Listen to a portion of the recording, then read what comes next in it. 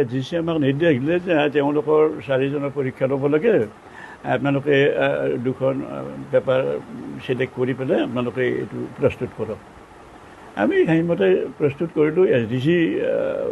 আইগৰাকীও আছে কৰি তেওঁলোকৰ লিখিত পৰীক্ষা লোৱা হ'ল 1 ঘণ্টা আৰু মৌখিক পৰীক্ষা লোৱা হ'ল আমি 5জন আমি 4জন আকৌ এডিচি লগত আছে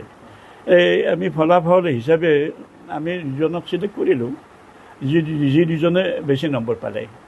আৰু সেই ফলাফলখিনি আমি লিখি আমি 5জনে সহি কৰি চিভিল চালু আছে আমি তেখেতৰ হাতত দি দিলোঁ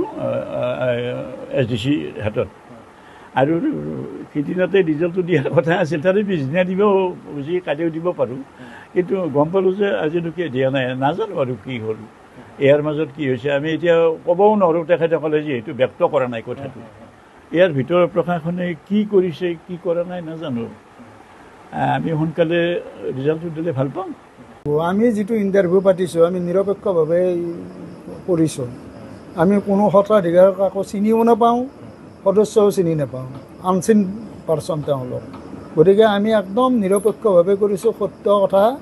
আৰু এটা ধৰ্মীয় অনুষ্ঠানত থাকি ধৰ্মীয় অনুষ্ঠানৰ ইণ্টাৰভিউ এটা কৰিব যায় তাত আমি সেই পাপ আজি নলওঁ এইটো খাটাং কথা আমি সত্য কথাই ক'ম আৰু সেই সত্যমতে যোনে বেছি তাক দিব লাগে সেইটো কথা স্পষ্টকৈ ক'ম আৰু স্পষ্টই আৰু কিয় মানিম প্ৰশাসনে হিচাপ কৰিব কেনেকৈ নোৱাৰে নহয় আমিতো সেইকাৰণে ৰিটেন ইণ্টাৰভিউ লৈছোঁ